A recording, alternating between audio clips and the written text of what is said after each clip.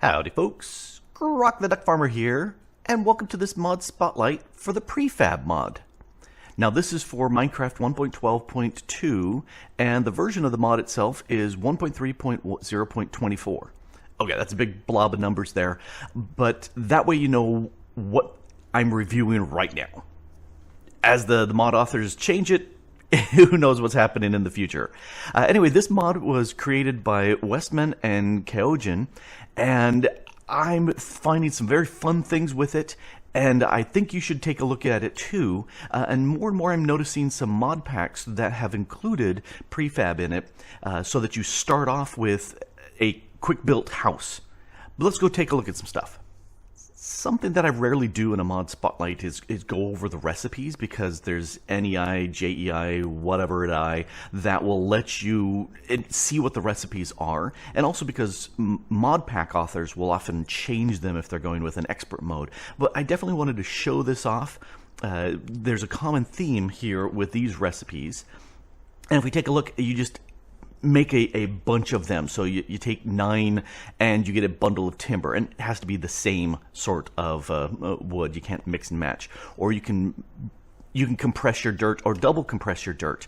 You can compress your stone, double and triple compress your stone. You can compress your glowstone, double compress. Here's obsidian and double compressed obsidian. I love the pile of bricks. I think that's fantastic. And the pallet of bricks. And then you can also do that with lights. This is a nice light block here. You can combine that into a string and then into a coil of lights. And then this mess here is a bunch of chests into a compressed chest, which you actually can't use, but it is a recipe for the various other things in here. I'm not going to go over how it adds some stairs and slabs for stuff that doesn't have any recipe for those, but those are pretty easy to make, and we're not going to be using any of those. Those are mostly for building elsewhere. In some mod packs, when you start with a starting house blueprint.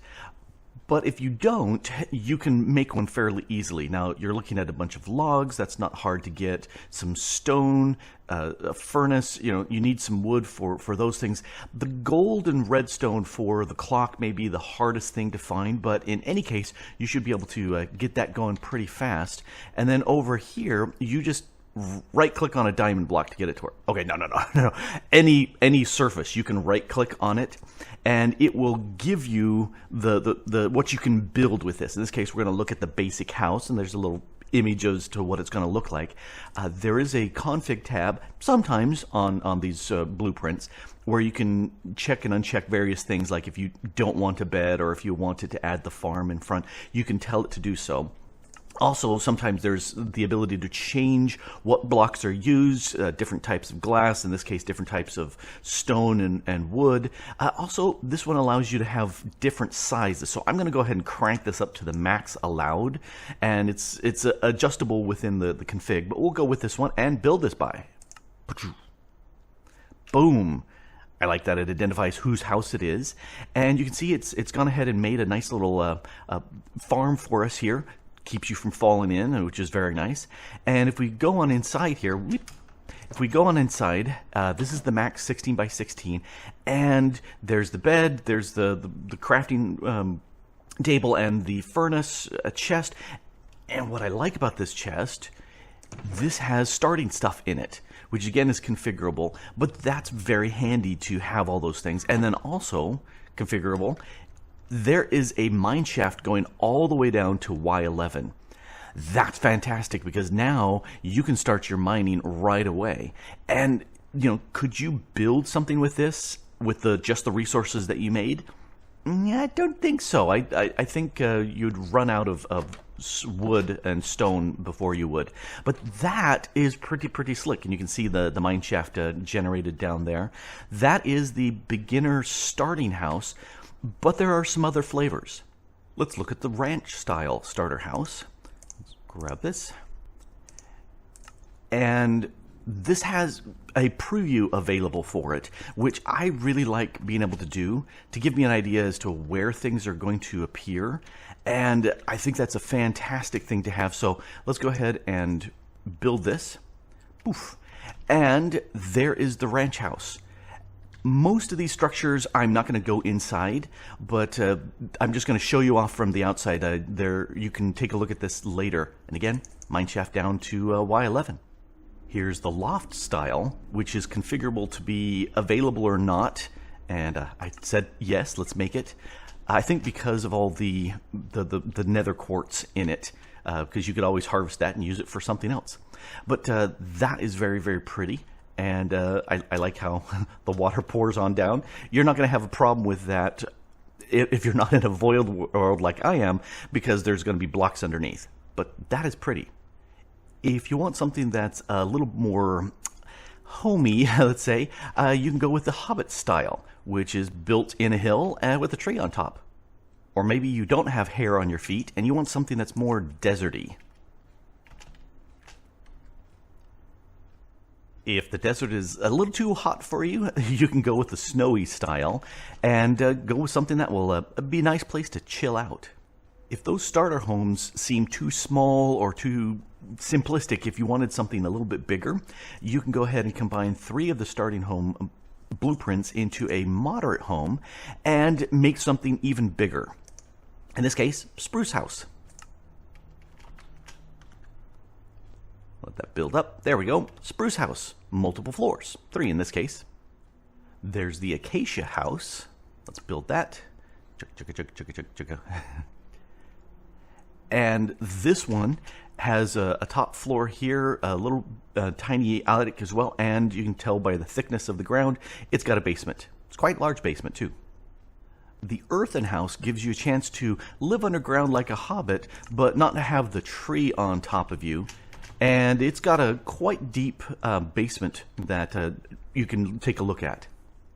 My favorite of the moderate houses is this jungle house. I like it a lot. You've got a viewing area, a farming area, and a living area up here. 2 floors. This, I think, is fantastic. There are starter homes and moderate homes for you, but there are also villager homes. And pretty simple to make those too. If we take a look at this one, this is the flat roof home. Nice and simple. The angled roof home. The fenced roof home. I like these because I can look out from the top and not fall off the edge, which I do. The blacksmith's residence. And the last one, the longhouse. And this one's quite nice inside. Got yourself a bed, nice little bench area with something you can pot up. It's pretty cool looking. If your needs are a little more industrial than residential, the prefab mob has you covered there. We've got the warehouse. We're using some double and triple compressed stone, coil of lanterns, or the same thing but with double compressed glowstone if you've made it to the nether and can harvest stuff up there. And if we can build this real quick. It's a 3-story building. Bottom story is underground, so there's no windows there. But there's chests on these 2 layers and a top floor with lots of light that you can do whatever you want with it.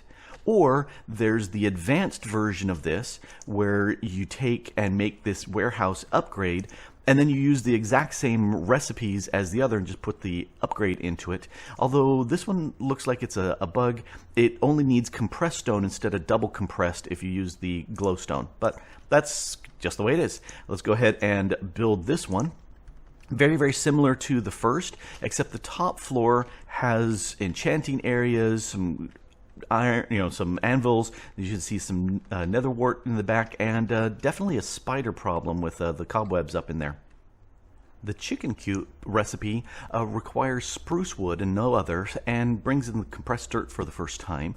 And the thing I like about this one is it comes with its own chicken. Hi, chicken.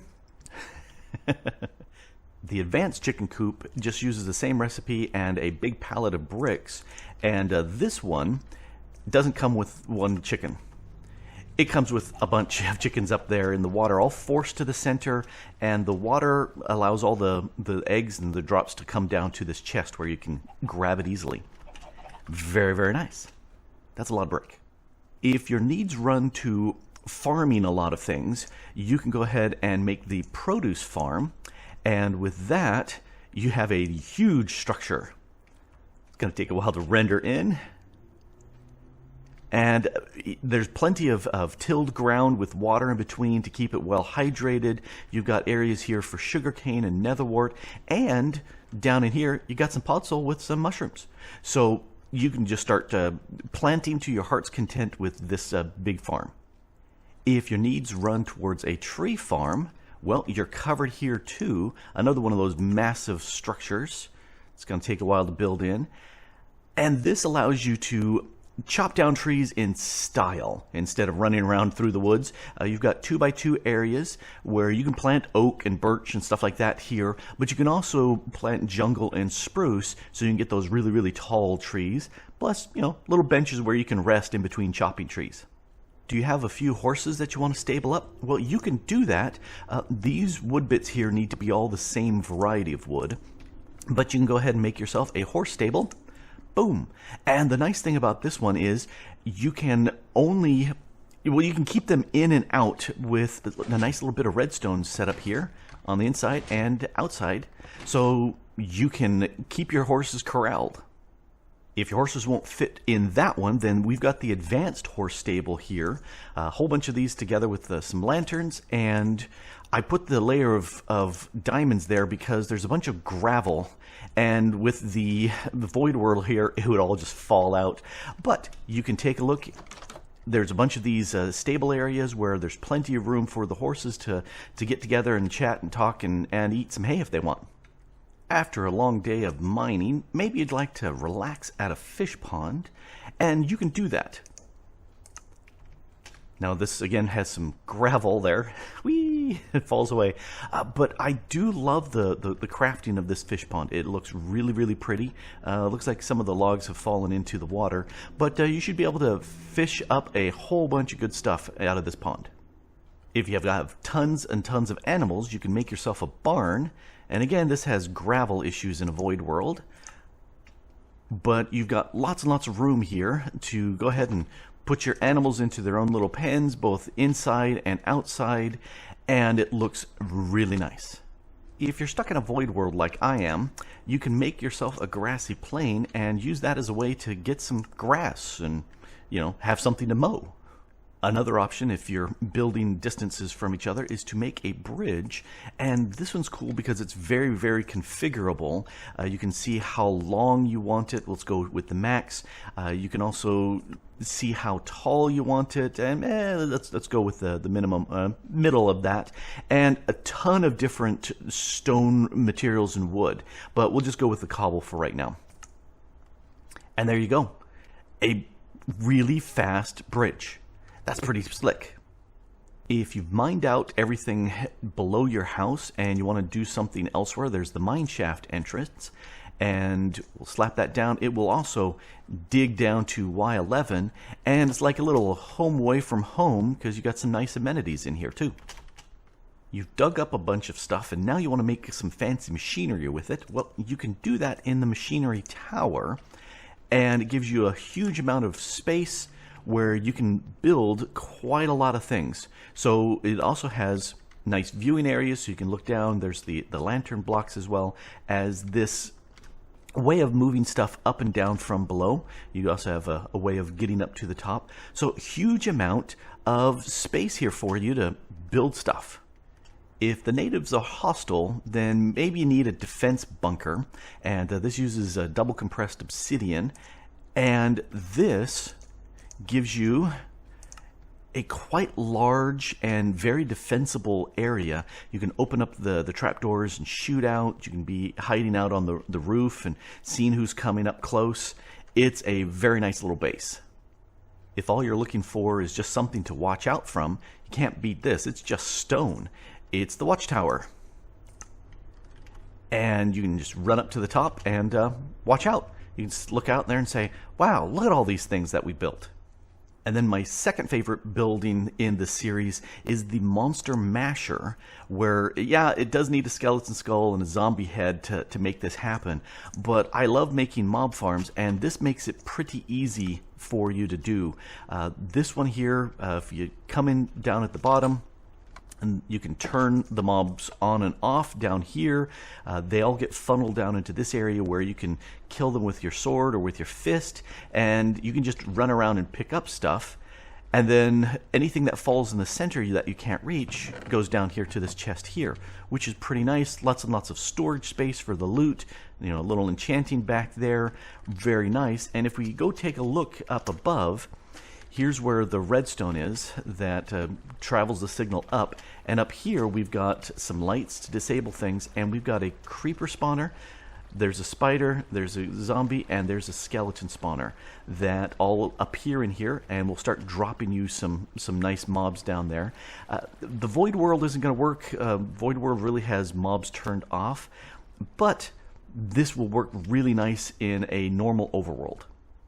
The Welcome Center is different from the rest in that there is no recipe to make this template. It's something that you need a admin with creative abilities to use. But if you are building a server and you want some place for people to log into at the beginning, it's still building, this is a nice little welcome area. You can have, you know, the people come in and gather, you know, they can toast s'mores over the fire, read the server rules, whatever you want posted there. There's an upstairs. There's also some cool hidden areas where you can say, you know, don't go back there, that's hidden stuff. So this is a nice little building. And if you're on a server where people are occasionally being really, really naughty, then you can build yourself a jail and put them away. Let's go ahead and build this thing. It's another one of those big structures. There we go. You can come in through here. Fake guard on display here. This, we'll go ahead and open that door so we can come in and see what the people are doing in their cells. But we can also unlock those cells and allow them to go out into the jail yard and do little exercises and get a little fresh air, post some guards around, you know, keep them under eye. If it rains a lot in your neck of the woods, then the produce farm isn't going to be as good for you. Instead, you want the greenhouse so you have a roof over your head, and that's very nice. A lot of good lights, a lot of good farmland for you to grow stuff on, and no rain on top of you. If magic's your thing, you can make yourself a magic temple, and it gives you kind of an idea as to what you're going to be doing in there. But I like the look of this because it is so unusual. I love that. And if we go on inside, you got your enchanting area over here. You got some water and brewing capabilities. Really, really nice. And the spiders have been in here again. Dang spiders. Building a big base underwater can be difficult, but Prefab has got you covered here. This will build a quite large structure underwater, and with lots of glass there so you can look out and see what's going on. And I love the inclusion of all these sea lanterns in there to make it nice and bright. Second to last structure, this is the Ender Gateway, and I figure this is something that you're only probably going to want to have one on a server. You are going to need some Eyes of Ender for this, but when you see the size of it, yeah, you probably only want one of these. Kind of looks like an egg. If you squint at it and tilt your head, and it's got these phasic blocks that you just right click and you can pass on through, and there are invisible blocks that you can run around so you can see the inside of the egg here but not fall down. And once you slap in your 12 Eyes of Ender in here, you've got yourself a working gate to the end. The last structure is the Nether Gate, and this is my favorite. Mob Masher is a close number 2 because I love mob farms, but this is my favorite because of the artistry that went into it. Also, if you are wanting to make a gate to the Nether and you want to do it on the cheap, 4 obsidian. That's it. That's all you need. You can't beat that for price. You know, a little bit of extra stone, but you know, who can't make stone? So let's go ahead and build this. And look at that. This is fantastic. It looks like a large dragon or a snake or something like that reaching out to take you into the Nether. And just zoom on in, light the portal, and boom, you're in the Nether. That is so cool. Even got little bones on the inside of the mouth. I love it. I'm sure you've noticed this big stone block going, what on earth is this? Well, this is something that you can do the bulldozer on. So at the price of a bunch of diamonds, you can make yourself a bulldozer. And if you shift on it, it says it needs to be imbued with the power of earth and magic. And so combine that with the triple compressed stone in an anvil. So let's go ahead and do that. It is going to take some XP to combine it, and that's going to be 4 XP, which is not a whole lot. Then, if you right-click on the block in front of you, it says this item will clear out a 16 by 16 by 16 cubic space and will provide you all the drops from each of those blocks and in the direction you're facing. So let's go ahead and summon the lag. Look at that lag. But there you go.